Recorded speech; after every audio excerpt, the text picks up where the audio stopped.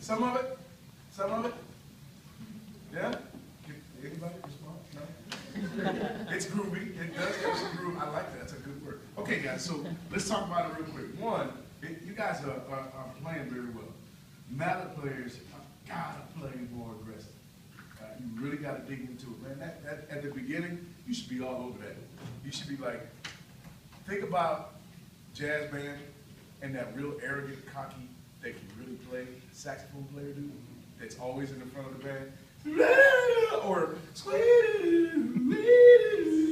parents, y'all know about it, all right? But that's you at the beginning. So you really got to make everybody, you got to let the audience know, hey man, this is about, this section right here is about me. That happens a couple other times, right? You're playing it, but you ain't playing it, right? You know what I'm saying? You get what I'm saying? You're playing it, yeah, right. Nah, man. You know, you really got to dig into it because that sets a tone for the whole thing, okay? Rhythmically, with the time changes and the 4/4 and the 2/2 and all that stuff, that was pretty good, you know. It was pretty good, and the transitions were pretty good. The transitions from each section to each section were pretty good. It was within the sections where we had little glitches. This section at E, woo, E, woo. All right, we got to count. Everybody has to count. All right, and y'all know that because when y'all were playing it, I could look at y'all's face and see like, okay, we're just gonna see what happens right here in this section. It's a tough section, not because it's a bunch of notes. It's a tough section because it's a bunch of rest. All right, and the rest typically do what? They typically throw us off. All right, and it's battery. That's a battery section there. All right, so you guys really got to count and make sure all this stuff lines up the way it's supposed to line up. All right, pretty good timpani work back there where you had the melody and you had the pedal the melody. All right, that's good stuff. You know what'll help? Singing. All right, sing it for me. Sing it for everybody. Turn the cameras on. Sing it. Where's his mama? She here? Sing it. Let me hear it.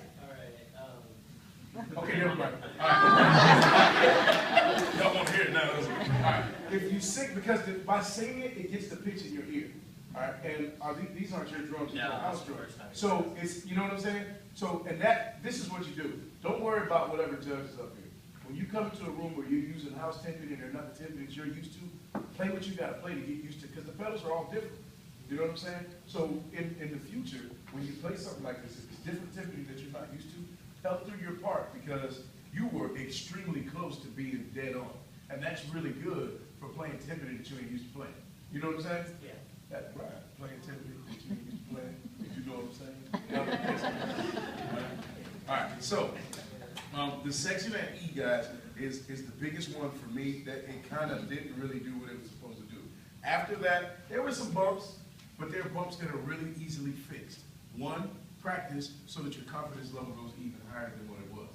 All right, some of y'all feel pretty confident and you're playing pretty confidently.